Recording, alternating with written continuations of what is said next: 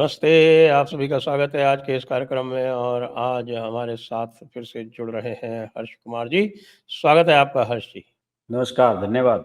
तो ये बताएं कि आज हम चर्चा करने वाले हैं जो मुस्लिम राजनीति जो मोड़ ले रही है कि मुस्लिम राजनीति के सामने कई सारी चुनौतियां खड़ी हो गई हैं। एक सुप्रीम कोर्ट का निर्णय आ गया शाहबानो टाइप का, वो भी आपको पता है, और उसमें जो है वो निर्णय न केवल शाहबानो टाइप का ही आ गया बल्कि उसने ये भी स्पष्ट कर दिया कि भाई पूरी तरह से अधिकार है किसी भी मुस्लिम महिला को कि वो सेक्युलर लॉ को मुस्लिम लॉ के ऊपर रखे। सेक्युलर लॉ मुस्लिम लॉ के ऊपर रखा गया। ये बहुत बड़ा झटका है क्योंकि जो मेंटेनेंस वाला था वो तो पहले भी एक दानियाल लतीफ़ी वाले केस में हो गया था कि भाई मेंटेनेंस का हक है, लेकिन ये जो निर्णय दिया कि सेक्युलर लॉ, तो उससे पूरा जो मुस्लिम पर्सनल लॉ उसको खतरा हो गया। साथ में आपने देखा कि देवबंद वाले जो हैं वो भी एक्टिव हो रहे हैं यूसीसी के खिलाफ। जो 1 अक्टूबर से यूसीसी लागू होने जा रही है उत्तराखंड में, उसके खिलाफ। फिर आप ये देख रहे होंगे कि उत्तर प्रदेश में मदरसों को एक तरह से बिल्कुल समाप्त करने जा रहे हैं। एनसीपीसीआर ने इंस्ट्रक्शंस दे दिए हैं।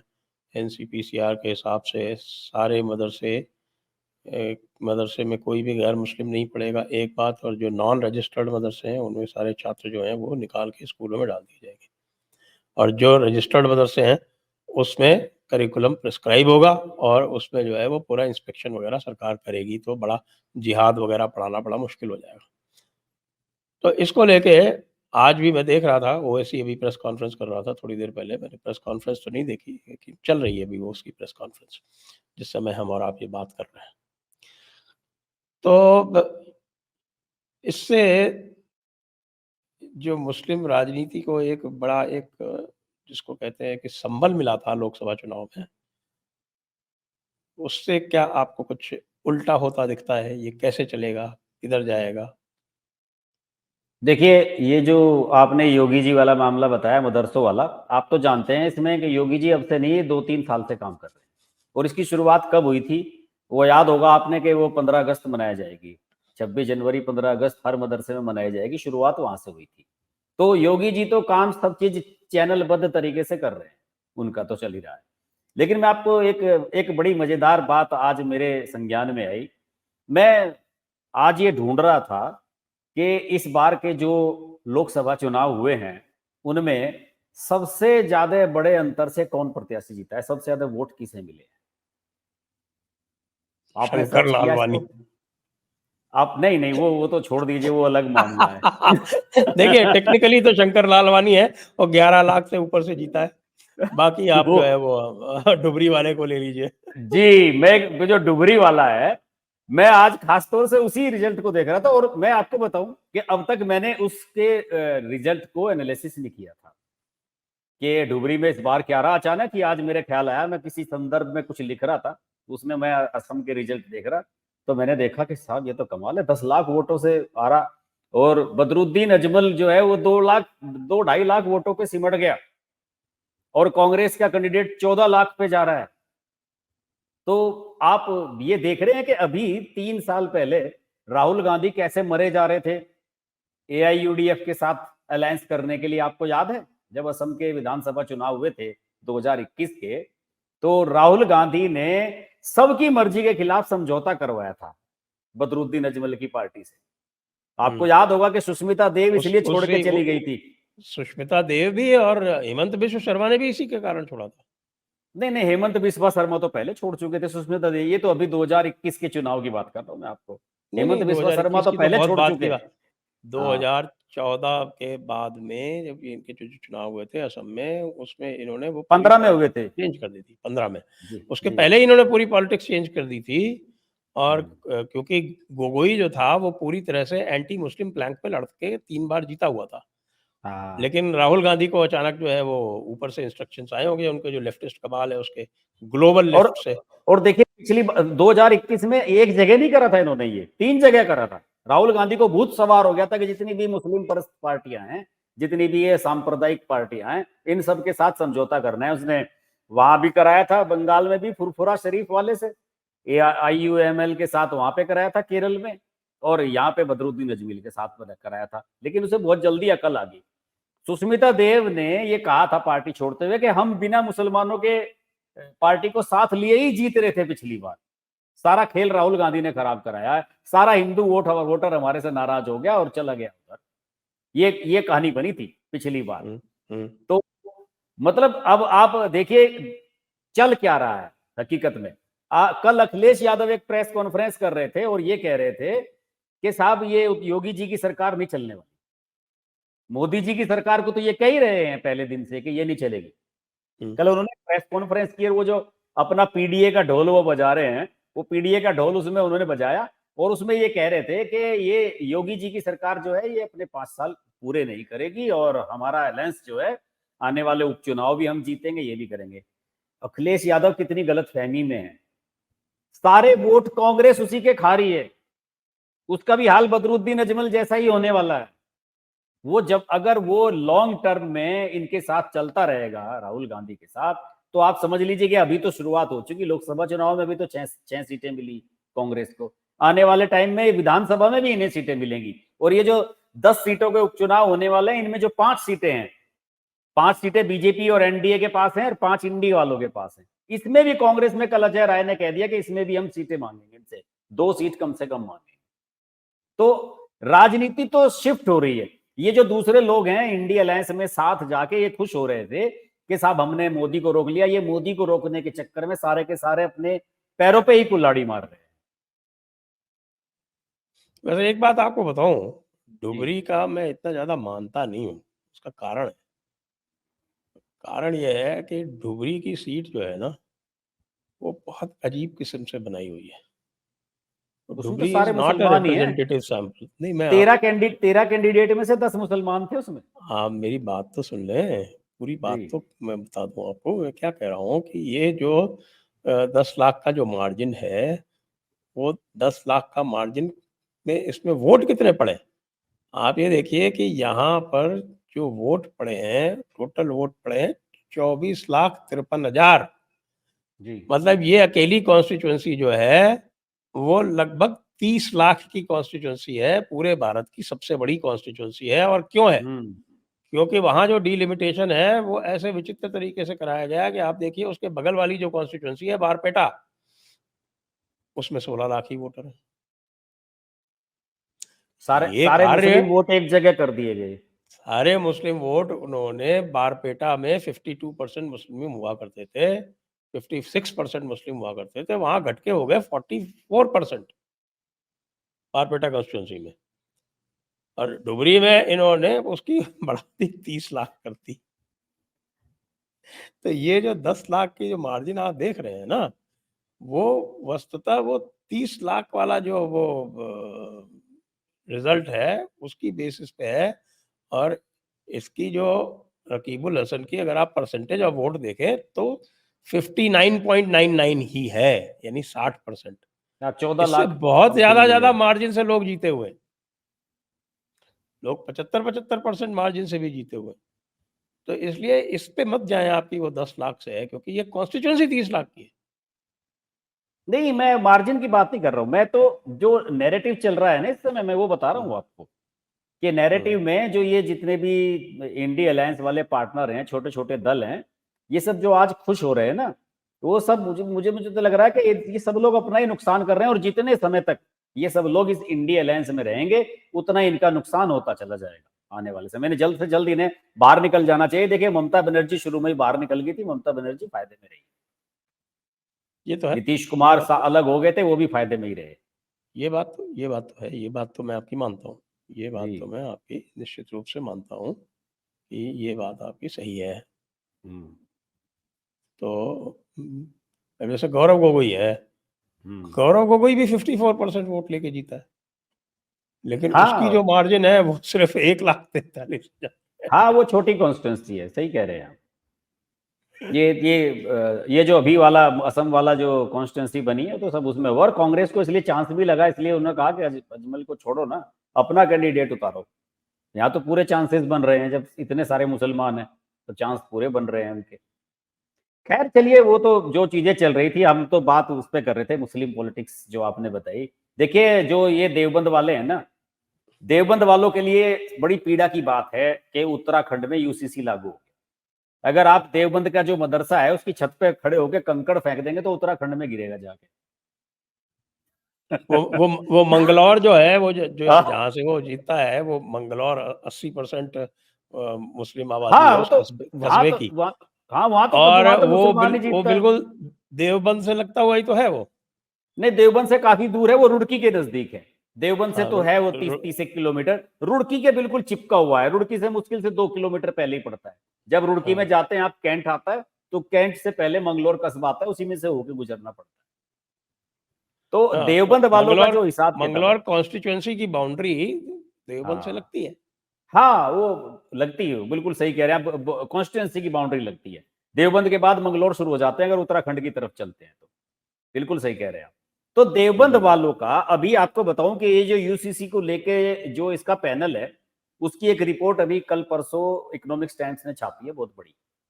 और उसने जो डेमोग्राफी वहां की चेंज हो रही है, उसने ये बताया है कि नैनीताल और उधम सिंह नगर, जो ये प्लेन वाले वो हैं, नीचे के जो डिस्ट्रिक्ट हैं, हरिद्वार, इन सब में आबादी का जो बैलेंस है इतना बिगड़ा है कि जो ऊपर के पहाड़ के जो वो हैं शहर कस्बे, उसमें तो सन्नाटा पसरता जा रहा है और आबादी डेंसिटी नीचे बढ़ती जा रही है। उसमें लिखा कि 36% तक मुस्लिम आबादी हरिद्वार में हो चुकी है इस समय, जी, 34% तो 36%। ऑफिशियल है। जी जी जी। तो ये जो चीजें हैं ना, जो देवबंद वाले जो यूसीसी से परेशान हो रहे हैं और उससे, और मेरा मानना है कि वहां पे उत्तराखंड में इसे बहुत जल्द से जल्द लागू कर दिए जाने की आवश्यकता है, क्योंकि इतनी भारी संख्या में माइग्रेशन हो रहा है, इतनी भारी संख्या में लोग वहां पे जाके बस रहे हैं, मुस्लिम समुदाय के खासतौर से। वेस्ट यूपी के जितने भी डिस्ट्रिक्ट हैं, सहारनपुर ले लो आप, मेरठ ले लो, गाजियाबाद, मुजफ्फरनगर, बिजनौर, सब जगह के जो मुस्लिम्स हैं, इवन नाई धोबी का काम करने वाले, बढ़ई का काम करने वाले, सब ने अपनी फैमिलीज को वहां शिफ्ट करना शुरू कर दिया कि वहां माहौल बढ़िया बन रहा है। यहाँ तो योगी बाबा है, इनकी वजह से ज्यादा घबराते हैं लोग। योगी का जो है, इन्हें उम्मीद नहीं थी कि योगी दोबारा भी बनेंगे, तो उसके बाद से तो ये और तेज हो गया है। और मुझे लगता है कि इसमें अभी ये उत्तराखंड की सरकार को और तेजी से काम करने की जरूरत है। आपको ध्यान होगा कि वो एक रेलवे लाइन के पास एक आबादी हटाई जानी थी, वहां वो हल्द्वानी में, हट आज तक उस मामला आगे नहीं बढ़ा। वहां पे जितनी भी वो रेलवे लाइन के बगल में एनक्रोचमेंट था, सब की सब मुस्लिम उसमें तो आबादी सुप्रीम थी। कोर्ट कूद पड़ा था ना। जी, मैं कह रहा हूं कि उस मामले में उसके बाद से कुछ हुआ नहीं है। सारा दिल्ली का मीडिया उसे कवरेज करने के लिए पहुंच गया था, अब रवीश कुमार और ये सब के साथ उत्तराखंड से मुसलमानों को भगाया जा रहा है किस तरीके से, बिल्कुल उस मामले को भूल ही गए लोग, बट्टा खाते में डाल दिया है उस मामले को। तो ये तो डिसबैलेंस जो है वो करने की कोशिश है, और उनके इरादों में अभी तक उन्हें काफी हद तक कामयाबी मिली भी है। हर जगह उनका टारगेट है कि उत्तराखंड की जितनी भी कॉन्स्टिट्यूंसी हैं, हर एक में कम से कम 20-20 हजार बाहर से मुसलमान ला के बसाए जाए। वो जो कहते अच्छा, हैं वो ना कि मुस्लिम मुस्लिम वोट, उत्तर प्रदेश में आबादी कम कर रहे हैं। अब पता नहीं उत्तर प्रदेश में कम कर रहे हैं, बाहर से ला रहे हैं, लेकिन अभी तक तो जो रिपोर्ट है उसमें यही है कि ज्यादातर इसमें पश्चिमी उत्तर प्रदेश के ही जो मुस्लिम फैमिलीज हैं, वही लोग ज्यादा शिफ्ट कर रहे हैं वहां पर, क्योंकि उनके लिए आना जाना आसान है ना, अपने घर से जल्दी चले जाते हैं। घंटे भर का रास्ता है, 2 घंटे का रास्ता है।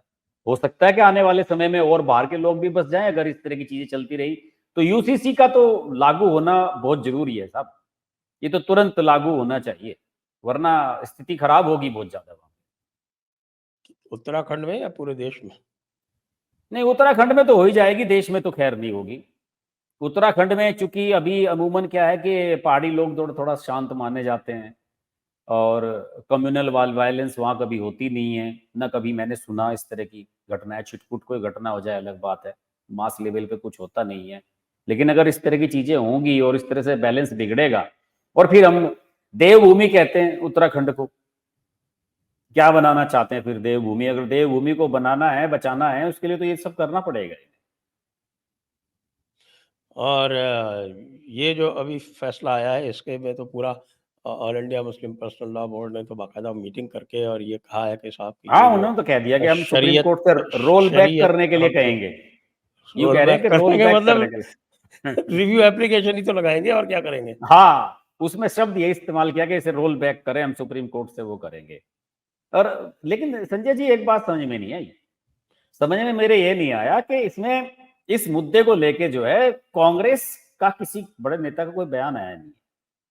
आपने कहीं देखा उनको सुना क्या? शाहबानों की याद आ रही होगी। हाँ, तो वो समझ नहीं पा रहे कि इस पे कैसे रिस्पॉन्स करें, क्योंकि अगर इसके खिलाफ बोल लेंगे तो फिर वही मामला आएगा, भाई तुम संविधान के साथ नहीं चलना चाहते, कानून के साथ नहीं चलना चाहते, वो तो सबके लिए समान है। और इनके समर्थन में बोलेंगे तो फिर आप कानून के खिलाफ हो जाएंगे। तो दोनों ही चीजें हैं, उसमें फंस गए हैं कोई वो। और ये रवीश कुमार इतनी बकवास करता है, आरफा खानम शेरवारी, किसी ने वीडियो नहीं बनाया इस मुद्दे पे। अच्छा, किसी ने नहीं बनाया? ना, मैं तो इन लोगों को डेली ट्रैक कर रहा हूँ, किसने क्या वीडियो बनाया है। ये इन्होंने इस मुद्दे पे वीडियो नहीं बनाया है। देखिए कई दिन तो हो गए इस फैसले को आए हुए, आज चौथा पांचवा दिन तो है, किसी ने कोई वीडियो नहीं बनाया इस पे। कोई बिल्कुल चुप हो गए हैं। इसको ये इस तरीके से करना चाहते हैं कि देखिए इनकी इनकी भी मुझे लगता है कि आपस में ट्यूनिंग बहुत बढ़िया है, किस मुद्दे को उठाना है और किसको नेग्लेक्ट कर देना है। बिल्कुल एकदम इसको चुप्पी मार जाओ इसमें, तो ये मुद्दा ही ना बनाओ बिल्कुल भी, कि कहीं बीजेपी को फायदा हो जाए इसका या कुछ और हो जाए। तो हुआ ही नहीं इसमें कुछ भी। और देखिए एक बात और भी है संजय जी, कहीं के लिए लड़ाई झगड़ा करना। अब ये अच्छा खासा कह रहे थे साहब कि साहब हमने 3 तलाक ला दिया है, मुस्लिम महिलाएं वोट देंगे, किसी ने वोट नहीं दिए। क्या फायदा ही मरने खपने से, क्या मिल गया उसमें? अगर उसे हर्जाना मिल गया तो इससे कौन सा नैरेटिव सेट हो गया, क्या बन गया इससे? कुछ नहीं, जब वही लोग नहीं चाहते खुद कि हमें चाहिए या नहीं। और 3 तलाक वाले मामले को अभी ये जो कैराना की सांसद बनी है इकरा हसन, मुनव्वर हसन की बेटी, उसका इंटरव्यू लिया एक दिन आरफा ने, तो उसने पूछा 3 तलाक को लेके उससे सवाल, उस पे द वायर पे उसने पूछा कि ये बताओ आपको इस बारे में क्या राय है। तो उसने कहा कि इससे तो मुस्लिम महिलाओं का नुकसान हो रहा है। एक मुस्लिम लड़की एकदम यंग, लंदन में पढ़ी हुई, इंग्लैंड में पढ़ी हुई, उसने ये कहा कि इससे तो मुस्लिम महिलाओं का नुकसान हो रहा है, जिनको समस्या का समाधान हो जाता था कि तलाक से चलो भाई वो भी अलग और वो भी अलग, अब वो डर के मारे उन्हें तलाक नहीं दे रहे हैं कि साहब तुम्हारे पे केस हो जाएगा, मुकदमा कर देगी तुम्हारे ऊपर। तो वो कह रहे कि उनकी तो औरतों की जिंदगी और भी नरक के समान हो गई है, जिन औरतों को के साथ इस तरह के मामले चल रहे हैं, उन्हें उनके मतलब तलाक भी नहीं दे रहे। बताइए, एक लंदन में पढ़ी हुई जो मुस्लिम लड़की है, वो अगर ऐसी बात कहेगी तो आप समझ सकते हैं कि माइंड सेट कहां पर है। अब मुझे लगता है कि ये बहुत सही समय है, बीजेपी को इस झटके से बाहर आ जाना चाहिए तुरंत। एक मुद्दे में क्या रखा है आप बताइए ना, कि 3 तलाक का आप लाए क्यों? उससे आप और आपने अपने खिलाफ ध्रुवीकरण कराया है वोटों का, कि साहब हमारे मामलों में आप दखलंदाजी कर रहे हैं, और इस मामले का भी ऐसा ही होगा। इसका भी उल्टा रिवर्स इफेक्ट होगा इसका, मुस्लिम वोट और ज्यादा पोलराइज होंगे कि भाई हमारे मामलों में इतनी दखलंदाजी कर रहे हैं। तो मुस्लिम वोट तो पोलराइज होने ही चाहिए ना, इनको तो इसी में खुशी रहती है कि मुस्लिम वोट पोलराइज हो। नहीं नहीं और संजय जी, इस चक्कर में नहीं, ये जो है, जो बात इन्होंने यह है कि काम वो नहीं किया। पोलराइजेशन दूसरा है, वो जो राम मंदिर को लेकर पोलराइजेशन होता था सर, उसमें जो है उसमें मुसलमान पोलराइज होते थे बीजेपी के खिलाफ, और हिंदू जो है वोट हो जाते थे पोलराइज उसके खिलाफ। अब आप बताइए, अगर मुस्लिम महिला को 3 तलाक में जो है इंसाफ दिलाया, इसमें हिंदू क्यों खुश हो, क्यों वोट दे वो बीजेपी को? हिंदू का क्या फायदा है इसमें? आप सोचिए ना। आपने इसीलिए तो लाए ना कानून, के 3 तलाक का कानून हम लेके आए हैं कि कम से कम मुसलमान में जो महिलाएं हैं वो तो हमें वोट देंगी, इसके हम उनके फेवर में कुछ लाए हैं। लेकिन जब वो इसे मानते ही नहीं, वो कहते हैं कि हमारे निजी मामलों में दखलंदाजी कर रहे हो आप, फिर बताइए क्या फायदा हुआ 3 तलाक लाने का? आप बताओ। मैं तो ये कह रहा हूँ, जो असली मुस्लिम मुस्लिम उस हिंदू इश्यूज हैं, इनको तो ये टच नहीं करते ना। ये आप देखिए कि इन्होंने आज तक वक्फ एक्ट को टच नहीं किया, इन्होंने जो हमारा प्लेसेस ऑफ वर्शिप एक्ट है उसको टच नहीं किया, इन्होंने हिंदू मंदिरों को टच नहीं किया, हिंदू मंदिरों को फ्री करने वाला जो इश्यू है उसको टच नहीं किया, इन्होंने आपके एक और कौन सा इशू है इसका जो भी मतलब जितने भी हिंदू इशू हैं, मेजर इशू हैं, इन्होंने काशी मथुरा और इसका इशू टच नहीं किया, उल्टे ये बोल दिया कि साहब कि अब काशी मथुरा हमारे एजेंडे पे नहीं है। ये इस तरह के काम करते रहे अरे ना, उसके सर वो बाद तो सोचते हैं कि साहब कि हिंदू जो है इनके फेवर में पोलराइज हो। क्यों? उन बाप बेटे का अगर एहसान मंद हिंदू को होना चाहिए। अपने हमें तो फेवर जैन का में हरिशंकर जैन और विनय जैन और उनका वो उनका बाप भाई बेटे का आभारी होना विष्णु चाहिए। शंकर जैन और हरिशंकर जैन वो अपने स्तर पर कर रहे हैं, सरकार की हाँ ओर से कोई मदद नहीं मिल रही। नहीं, बिल्कुल नहीं, सही कह रहे हैं आप, बिल्कुल सही बात है। और आप देखिए ना, वो तो जैन है। आप ये देखिए, मैं आपको एक और उदाहरण देता हूँ, ग्लेयरिंग एग्जांपल। 9 स्टेट और यूटी ऐसे हैं जहां पर हिंदू माइनॉरिटी में है, वहां हिंदू को माइनॉरिटी की बेनिफिट नहीं मिल रही। बिल्कुल सही उसके बात है। उसके उसके लिए अश्विनी उपाध्याय ने पिटिशन जारी कर रखी है। उस पिटिशन में ये आज तक उसका रिप्लाई नहीं दे रहे। एक बार जब लास्ट चांस दिया था तब इन्होंने एक एफिडेविट फाइल कर दिया ये कह के कि साहब कि इसमें स्टेट एम्पावर्ड है, और 2 दिन बाद उस एफिडेविट को वापस ले लिया। हाँ सर, एक बात बताऊं, अश्विनी वो उपाध्याय जैसे लोगों को तो ये सुप्रीम सिरदर्द कोर्ट, मानते हैं। भाई सुप्रीम कोर्ट अपने आप इसको डिसाइड कर दे तो भाई लोग जो हैं बीजेपी वाले, वो इसमें रिप्लाई तक नहीं फाइल कर रहे हैं। सर अश्विनी उपाध्याय जैसे लोगों को ये सिरदर्द मानते हैं, क्योंकि अश्विनी उपाध्याय एक पढ़ा लिखा आदमी है, कानून पे और नुक्ते की बात कहता है। मैं आपको एक बहुत बड़ा उदाहरण देता हूं।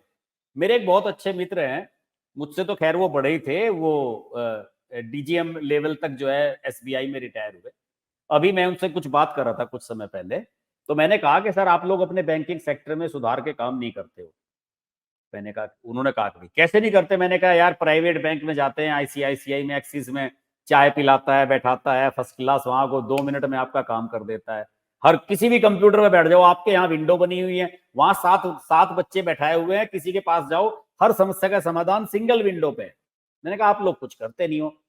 उन्होंने कहा कि हर्ष भाई, हम अपने जो बैंक की मीटिंग होती है दिल्ली में, जो पार्लियामेंट स्ट्रीट पे इनका जो ऑफिस है, उन्होंने कहा कि हम हर बार ये सुझाव वहां देते थे कि हमें ये करना चाहिए, हमें ये करना चाहिए, तो हमारे सीनियर्स ये कह देते थे मीटिंग के बाद कि यार तुम बहुत ज्यादा बोलते हो, चुप बैठा करो। तो अश्विनी उपाध्याय जैसे लोग जो बोलते हैं ना सर, इनसे तो बीजेपी वाले परेशान हैं कि यार ये बात तो सही कह रहा है, उसकी बात की काट तो है नहीं, वो बात तो सही कहते हैं, लेकिन ये परेशान है कि इतना सब करा कैसे जाए जो वो करने के लिए कह रहा है कि ये कानून खत्म कर दो, ये कानून खत्म कर दो, ये कर दो, फलाना कर दो, ढिमकाना कर दो। उतना कर तो नहीं पा रहे हैं ना। वो जिसे कहते हैं ना कि डिलीवरी का जो रेट है वो उतना फास्ट है ही नहीं है। यदि और फिर दूसरा, कानूनी पछड़े आ जाते हैं हर मामले में। तो अभी तो कल देखिए ना, अडानी और हिंडनबर्ग वाले में कल ही तो सुप्रीम कोर्ट ने मना किया है कि नहीं भैया अब दोबारा नहीं करेंगे इसमें, वरना अभी भी लगे हुए हैं लोग उनके पीछे। यहां तो ये हाल है।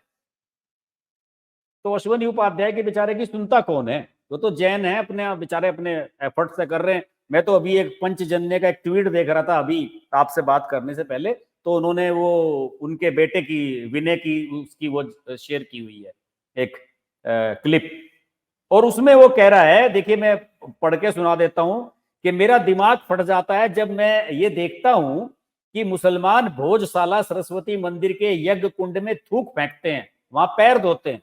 वर्षों से मुसलमान नमाज पढ़ने के नाम पर हमारे मंदिर के कुंड में थूक रहे हैं, और जब तक मैं और मेरे पिता जिंदा हैं मंदिरों की लड़ाई लड़ेंगे। बताइए, एक जैन कह रहा है कि हमारे मंदिरों में थूक रहे हैं।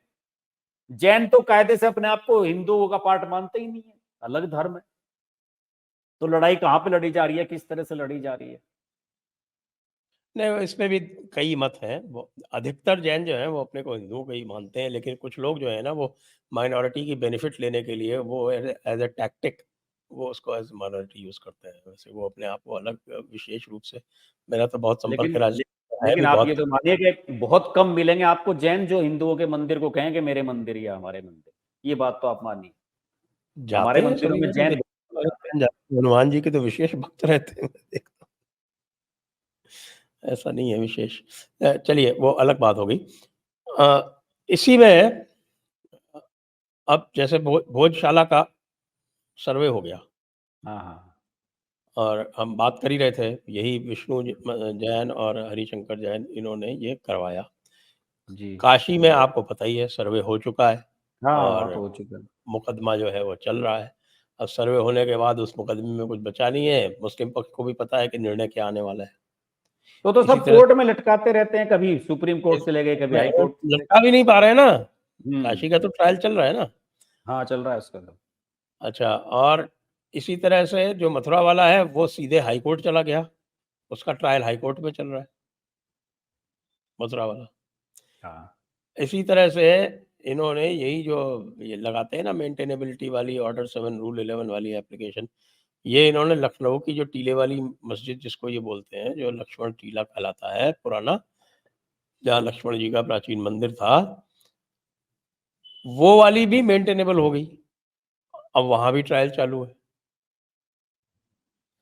तो ये बाप बेटे ने मिलके ऐसी-तैसी कर रखी है इनकी। हाँ, बिल्कुल। और फुल क्रेडिट भारतीय उन्हीं को है जनता जी। पार्टी की सही बताऊँ तो भारतीय जनता पार्टी के जो कार्यकर्ता हैं, जो वोटर हैं, वो सब चाहते हैं कि ये कार्य हो, वो सब चाहते हैं कि पार्टी के उस पर स्टैंड ले, लेकिन पार्टी जो है वो आँख मूंद के बैठी हुई कि ना, ना, ना, ना, ना, ना, ना, ना भाई, सेक्युलर, सेक्युलर जपना, हुँ। सेक्युलर, सेक्युलर जपना। और हाँ, वोट तो हिंदू का, ये वोट हिंदू का लेना। तो क्या क्या ये तो बातें हम सब लोग जब से चुनाव के नतीजे आए हैं ये चीजें तो डिस्कस कर रहे हैं। अभी देखिए यूपी में जो है वो कार्य समिति की बैठक थी संडे में, नड्डा आए हुए थे उसमें और योगी आदित्यनाथ सब लोग थे उसमें। तो उसमें कुछ लोग इसी तरह के प्रस्ताव लेके गए थे, लेकिन जो मैं देख रहा हूँ इनका जो राजनीतिक प्रस्ताव वहां से इन्होंने जारी किया उसमें इन चीजों का मेंशन ही नहीं है। एक चीज उसमें जरूर महत्वपूर्ण है कि ये जो लखनऊ है इसका वो नाम तो फालतू की बात है। लखना पासी के नाम पे करेंगे। बकवास है, लखना पासी के नाम पे करेंगे, ये क्या दिमाग खराब है क्या इनका? जो वोट मिलते हैं वो लखनऊ में भी नहीं मिलेंगे फिर। नहीं वो तो पगलाए हुए हैं। उसकी काट ढूंढ रहे हैं ना अयोध्या मतलब वाले की। ढूंढ रहे तो पासी की काट ऐसे मिलेगी क्या? नहीं, इनका ये पागल मानना है हुए ना हैं। कि पासी पासी और पासवान जो अरे है इनका बीजेपी का मानना वोट है रखते इनकी हैं। इनकी बुद्धि भ्रष्ट हो गई है, ऐसे नहीं मिलते हैं वोट कि साहब जो है वो प्रतीक कर दो, उसको कर दो, ऐसे प्रतीकों से मिल जाते हैं। तो पासी वोट मायावती को क्यों नहीं मिल गए? उन्होंने तो पता नहीं क्या क्या किया था प्रतीकों के नाम पे। ये मायावती तो बुद्धि खाली भ्रष्ट हो होगी गई अभी इनकी, जाके। जिसने भी ये प्रस्ताव दिया है उसकी बुद्धि पूरी तरह से भ्रष्ट है। मैं तो ये मानता ये लखनऊ वालों का ही हूँ। दिया हुआ और प्रस्ताव है। लखनऊ का नाम लेकर लखनऊ गंवा देंगे भैया, और कहीं से वोट ले लेना। इनको पता नहीं है कि लखनऊ वाले कैसे रिएक्ट करेंगे इसको। लखनऊ का नाम लक्ष्मण जी के साथ जुड़ा हुआ है। ये सब जो ये नाटक करते हैं ना हाँ, नहीं, लखनऊ पुराना तो लखनावती और पुराना ये रिकॉर्ड और तो वो, वही है।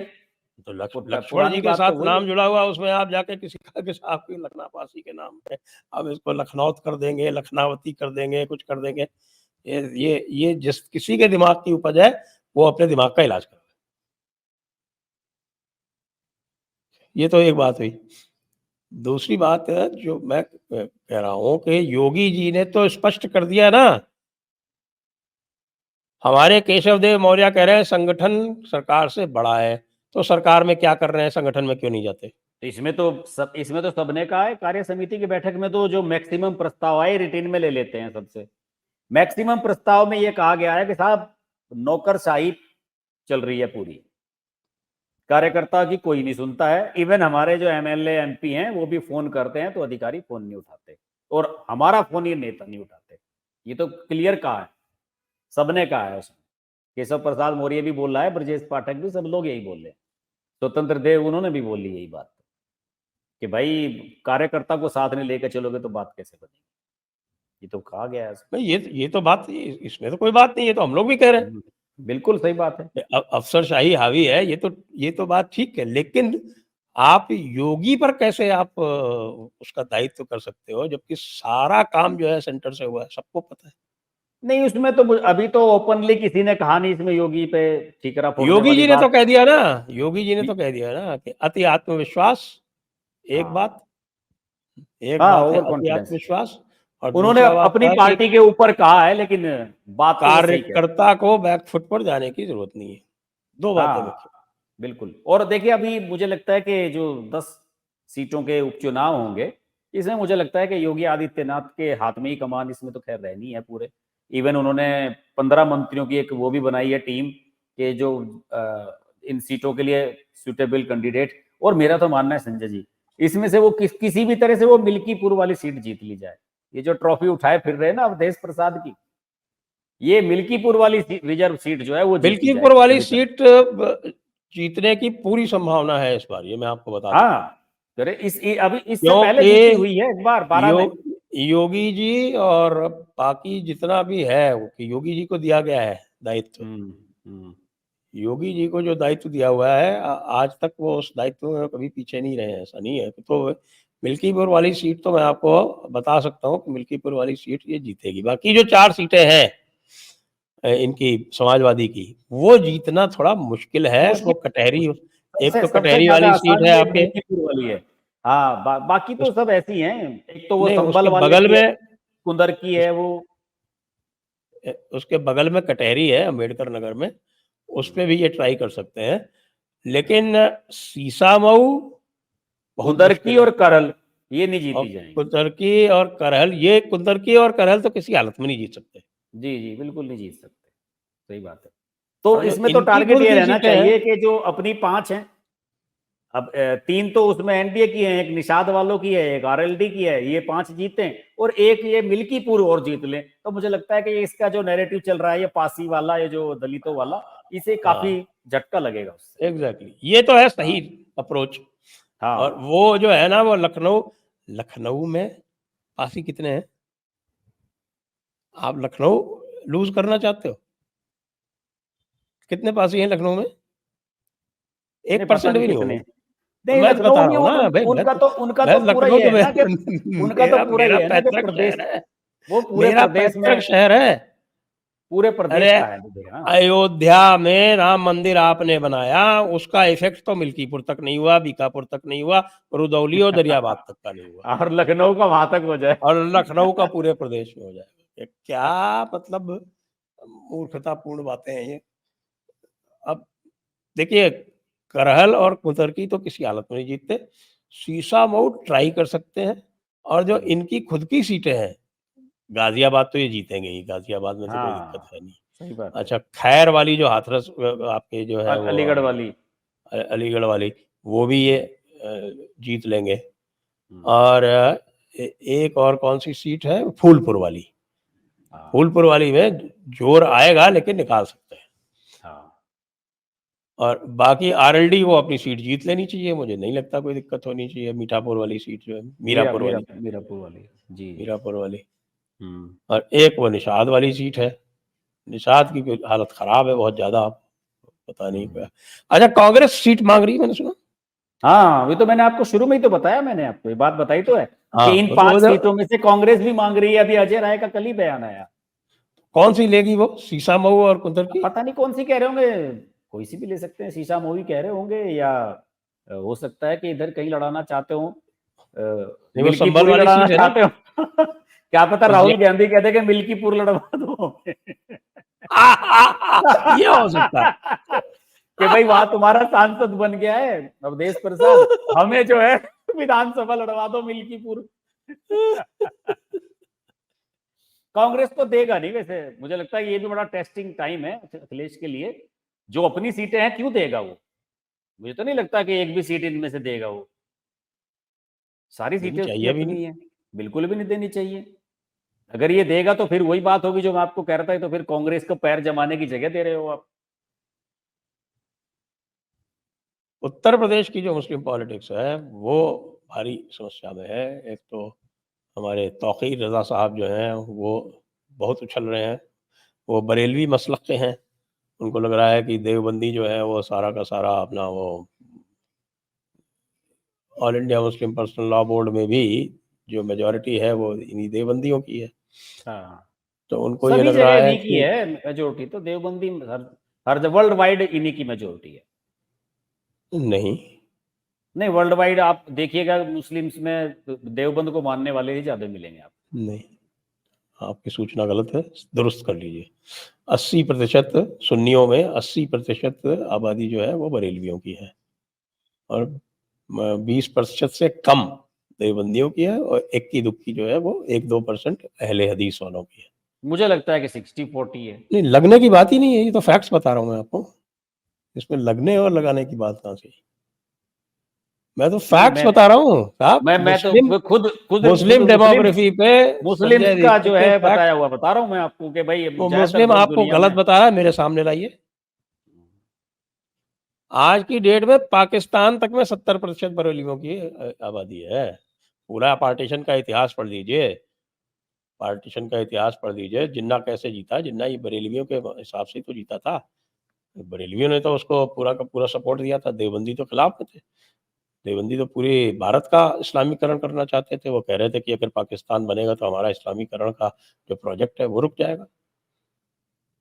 अभी परसों 2-3 दिन पहले मैंने वो अर्शिया मलिक जी के साथ में चर्चा की है, इसमें सारी बातें ये डिटेल में की हुई। अर्शिया मलिक तो अच्छी मुस्लिम स्कॉलर है, जानते हैं आप उनको। तो अब मेरी आजकल आप वो किताब पढ़ लीजिए, उसने सारे आजकल फिगर आप दिए। आजकल आप वो पाकिस्तान वाली वो जो आती थी मैडम, आप आजकल आप उन्हें नहीं बुला रहे हैं। वो हमारी जो पब्लिक है वो बहुत नाराज हो रही है। वो कह रहे हैं कि साहब की पता नहीं उनको किसने कह दिया कि वो ये सही की वो है, जो कि अच्छा मैं नहीं मानता। मैं नहीं मानता, अच्छा अच्छा। लेकिन लोग बागों को बड़ी आपत्ति है। वैसे मैं बुलाऊंगा उनको, ऐसा नहीं है, अवश्य बुलाऊंगा कभी ना कभी। थोड़ा माहौल ठंडा हो जाने दीजिए। नहीं तो आप वो जो आपका वो सालाना प्रोग्राम होता है उसमें बुलाइए। उसमें तो आने नहीं देंगे, वीजा वीजा नहीं मिलेगा। क्यों क्यों नहीं मिलेगा वीजा? क्या कौन वो कौन सा वीजा बैन हो रहा है? सब लोग जा रहे हैं, आ रहे हैं। हाँ, लेकिन वो बहुत प्रॉब्लम क्रिएट करते हैं। 6-6 महीने लगाते, 6-6 महीने लगाते। तो हाँ, हम आपके जो आपके अब वाले बात में कर रहे आने थे में तो उसमें, और भी दिक्कत करेंगे। हैं? आपके यहाँ आएंगी तो और भी दिक्कत करेंगे वीजा देने हाँ। में। अच्छा, थोड़ा सा कर्नाटका की बात कर लेते हैं। वहाँ क्या चल रहा है सब? कर्नाटक में तो डीके शिव कुमार चक्कर में है कि किसी तरह से बात बना ली जाए, क्योंकि इस बारे में तो मैं एक दिन देख रहा था, पता नहीं वो जो है किसी का वीडियो देख रहा था मैं, शायद प्रदीप जी ने बनाया था किसी ने। तो उसमें वो कह रहे थे कि डीके शिव कुमार को ऐसा लग रहा है कि अब वो कितने साल के, 63 साल के, पता नहीं कितने साल के बताए वो, कि वो अगर इस बार वहां पे भी, वहां पे सिस्टम ये रहा है कि एक कर्नाटक में तो एक बार बीजेपी एक बार कांग्रेस, एक बार बीजेपी एक बार कांग्रेस। तो डीके शिव कुमार को ये लग रहा है कि अब अगली बार तो आएगी बीजेपी। तो अभी तो 3 साल इसके बचे हुए हैं और फिर 5 साल बीजेपी रहेगी, तो 8 साल बाद तो मैं तो बूढ़ा हो जाऊंगा 70 साल का। तो मेरा नंबर कैसे लगेगा चीफ मिनिस्टर बनने का? तो हो सकता है कि वो कुछ और रास्ता निकाल रहा हो, भाई किसी और के साथ मिल लिया जाए या कुछ और अपने आप पार्टी वार्टी बना ली जाए। तो कहानी कुछ इस तरह की चलती हुई नजर आ रही है वहां तो। वहाँ पे उनकी जो स्थिति है, जो आर्थिक स्थिति है, वो भी बहुत गड़बड़ हो गई है। उसको लेके रोज कोई आंदोलन हो वो रहे तो पहले हैं। दिन से ही खराब है, वो तो पहले पहले ही रिपोर्ट आ गई थी जिस साल ये सरकार बनी थी, 23 की एक स्टार्टिंग में शायद बनी थी। उसी समय ये रिपोर्ट आनी शुरू हो गई थी कि जितने भी जो विभाग हैं सबने हाथ खड़े कर दिए कि साहब ये जो आप लोग 5 मांगे, ये लेके आए हैं 5 गारंटी, इसे पूरा करने में तो सारा बजट खराब हो जाएगा, कुछ नहीं बचेगा हमारे पास, सैलरी देने के लिए भी पैसे नहीं बचेंगे लोगों के। तो कर्नाटक में तो स्थिति शुरू से ही है, ये तो सरकार एज पे चल रही है बिल्कुल। हम्म। और देखिए अभी इस समय स्थिति ये भी नहीं है, अभी अगर कांग्रेस को कोई अपना बड़ा कार्यक्रम कराना हो तो कांग्रेस तो कर्नाटक से ज्यादा पैसा तेलंगाना वाला या सुक्खू खर्च कर देगा, हिमाचल वाला। कर्नाटक की इतनी खराब स्थिति है। हाँ, वो तो आपकी बात सही है, लेकिन कर्नाटका की सरकार पहले जाएगी या कि जैसे जयराम रमेश और इनके बाकी लोग क्लेम करते रहते हैं कि साहब की एनडीए की सरकार नहीं चलेगी? कर्नाटक की उससे पहले सरकार तो देखिए, अभी तो फिलहाल मुझे लगता नहीं कि अभी कहीं जा रही है, अभी तो लग नहीं रहा फिलहाल इस तरह के। देखिए एक बात ये भी है कि कर्नाटक में वो सब वो काम क्यों करना चाहेंगे जो उन्होंने मध्य प्रदेश में करे। मध्य प्रदेश को गंवा दिया इन्होंने, बनी बनाई सरकार चली गई और फिर दोबारा सरकार आई भी नहीं, जब 5 साल बाद फिर दोबारा चुनाव हुए। तो मुझे लगता है कि थोड़ा सा प्रेशर इस बात का भी रहता है कि साहब 3 तो स्टेट में सरकार बची हुई है, किसी भी तरह चलाते रहो। देखिए डी के शिव कुमार वगैरह जो भी हैं, इन लोगों को अल्टीमेटली सरकार है तभी कुछ है, विपक्ष में रह के क्या करेंगे? तो कुछ सबक भी ले रहे होंगे मध्य प्रदेश वगैरह से, राजस्थान से, कि भाई वहां झगड़े में कुछ फायदा नहीं मिला, वहां भी सरकार गई, वहां भी सरकार गई, तो ऐसे ही छत्तीसगढ़ में इन्होंने गंवाई अपनी। तो मुझे लगता है कि सरकार तो ये 5 साल चलेगी। लेकिन जो ये कह रहे हैं राहुल गांधी आजकल चुप से हैं, कुछ थोड़े बाहर गए हुए हैं, क्या चक्कर? राहुल गांधी के बारे में कोई कह रहे हैं कि विदेश गए हुए हैं, कुछ कंफर्म नहीं हो रहा है। अभी तो कुछ देर पहले तो मैं देख रहा था कि उस पर ट्वीट कर रहे थे, जो उसके सहनी के, मुकेश सहनी के फादर का जो मर्डर हुआ है। ट्वीट तो पूरी दुनिया में कहीं से भी कर सकते हाँ हैं। वो तो खैर है, लेकिन अभी कुछ अपडेट्स है नहीं राहुल गांधी कहाँ है। लेकिन सबसे मेन बात जो है, वहाँ मैं देख रहा था आज वीडियो आया है अंबानी की शादी का, अनंत अंबानी की शादी का। उसमें सलमान खुर्शीद तो मुझे नजर आए हैं, और कमलनाथ मुझे दिखाई दिए, अखिलेश तो विद फैमिली गए थे, लालू विद फैमिली गए थे, डी के शिव कुमार थे उसमें, डी के शिव कुमार थे उसमें, शरद पवार विद फैमिली थे, ठाकरे विद फैमिली थे, सारे थे। ये इंडिया अलायंस वाले, ममता बनर्जी तो, लालू पूरा था, लालू तो सबसे परिवार। पहले गए, लालू तो पूरी फैमिली लेके, बेटी भी गई है, मीसा भी गई, सब लोग गए थे, राबड़ी भी गई, तेजस्वी की पत्नी, सारे गए हुए थे। तो वो तो पूरा का पूरा कुनबा, मतलब इंडिया अलायंस में सभी लोग उपस्थित थे, खाली गांधी फैमिली के लोग नहीं गए थे। और ऐसे नाटक कर रहे हैं जैसे कि वो बहुत दूध के धुले हुए। नहीं देखिए, राहुल गांधी तो, अगर को लोग कह रहे हैं कि विदेश गया हुआ है, कहीं बाहर है, इंडिया में भी होता वो जाता नहीं। आप जानते हैं उस आदमी का व्यवहार कैसा है, कि जो खुराफाती नेचर होती है, कि एक बार मेरे मुंह से अगर कोई चीज निकल गई तो फिर मैं उस पर अडिग रहूंगा। अब वो अंबानी और अडानी का नाम इस बार भी वो ले चुके हैं। बीच में अंबानी का लेना बंद कर दिया था, पहले अनिल अंबानी का एक, लेते थे, एक अब की बात बार आपको अंबानी पता कह है, दिया। एक बात आपको पता है क्या चल रही है?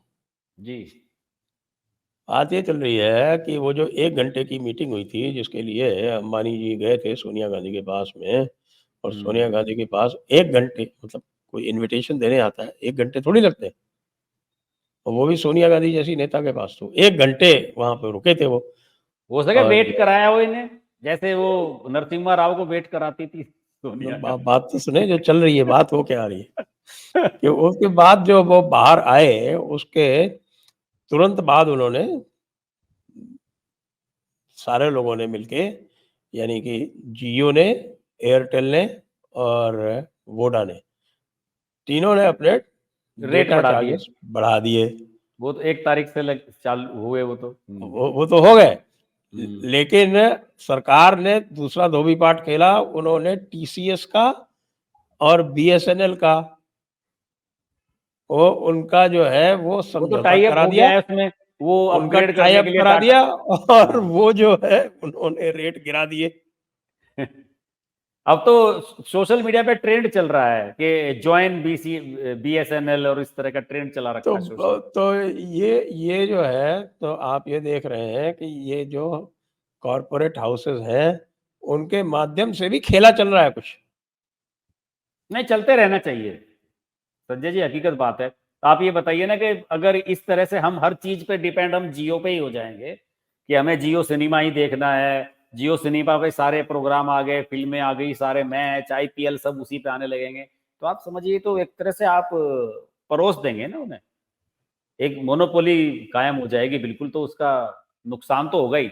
इन्हें समय समय पर जो है कान उमेठे जाने जरूरी हैं। एयरटेल की भी अकल तभी ठिकाने आई जब जियो मार्केट में आया था, वरना एयरटेल वाले ने तो हद कर रखी थी। इनकी तो होनी चाहिए। देखिए वैसे तो हकीकत बात तो ये है, कह तो रहे हैं लोग बीएसएनएल वाले वो सर्विस नहीं दे सकते, वो माइंड सेट है नहीं, ना उस तरह की उनके पास टीम है। अब या तो प्राइवेट लड़के हायर किए जाएं, जो वहाँ मोटी मोटी सैलरी वाले लोग हैं, नॉन टेक्निकल लोग जो है बड़ी बड़ी पोस्ट पे बैठे रहते हैं, मैंने देखा है एमटीएनएल में भी और बीएसएनएल में भी। तो उसको इस लेवल पे कम्पिटिटिव लाने के लिए तो बहुत प्रयास करने पड़ेंगे। बस वो तो एक इमोशंस के ऊपर है कि सरकार बीएसएनएल को चलाया जा रही है। आसान नहीं लगता, बहुत टफ है। इन इन सब प्राइवेट ऑपरेटर्स के सामने तो बड़ा मुश्किल है उसे स्टैंड कर पाना। वो तो है ना, और सरकार की रीति नीति ऐसी है तो उसके लिए किया जाए। वहाँ आप क्विक डिसीजन ले हाँ, नहीं सकते, और टेक के जी, एरिया में अगर आप क्विक डिसीजंस नहीं ले सकते तो फिर आप काम कैसे करें? बिल्कुल, बिल्कुल, सही बात है। तो आइए ऐसी बात पे अब यहाँ विराम देते हैं। तौक़ीर रज़ा का वेट कर रहा हूँ। तौक़ीर रज़ा को समस्या ये है, उसको ये लग रहा है कि भाई साहब प्रोपेगेंडा में देवबंद बहुत आगे है, जबकि आबादी में बरेलवी जो है वो 80% है। तो इसलिए वो नाटक कर रहा है, वो कह रहा है कि साहब कि अब हम जो है वो खुलेआम धर्म परिवर्तन कराएँगे। और देखिए अब ये नेक्स्ट ये शुरू होने वाला है, अब ये बरेली में अगला वो लगने वाला है। योगी जी क्लास लेंगे इसकी तौक़ीर की। ये वैसे भी तौक़ीर रज़ा के प्रति जो है वो केंद्र बड़ा सॉफ्ट रहा है, ये बता दूँ आपको। और योगी जी जहाँ पर बहुत कठिन जो हार्ड एक्शन नहीं ले पाए हैं, उसमें केंद्र की भूमिका कहीं न कहीं दिख जाती है। लेकिन अब ऐसा कह रहे हैं कि योगी जी जो है वो फ्री हैंड, या तो उन्होंने फ्री हैंड ले लिया है अपने आप ही, या उनको दे दिया गया है, जो भी है। अभी जो एक्शन उनके आ रहे हैं, वो बिल्कुल फ्री हैंड वाले ही दिख रहे हैं। जी, बिल्कुल। तो इसी के साथ कार्यक्रम को विराम देते हैं। आप सभी दर्शकों को बहुत-बहुत धन्यवाद। हर्ष जी को बहुत-बहुत धन्यवाद। जय हिंद, जय भारत, वंदे मातरम। जी, जयपुर डायलॉग के दर्शकों से निवेदन है कि हमारा चैनल भी सब्सक्राइब करें भाई। हमारे भी हाँ 10 जी, लाख हाँ जी, सब्सक्राइबर आए हैं। हमारी तरफ विशेषकर हर्ष की बात आप चैनल अपील को करें, जो है, हाँ, मेरी आप तरफ अपील से करें। अपील है कि हर्ष की बात चैनल को जाकर आप लोग सभी लोग सब्सक्राइब करें, जी, जी। और जयपुर डायलॉग्स को भी धन्यवाद। करें। जी, धन्यवाद।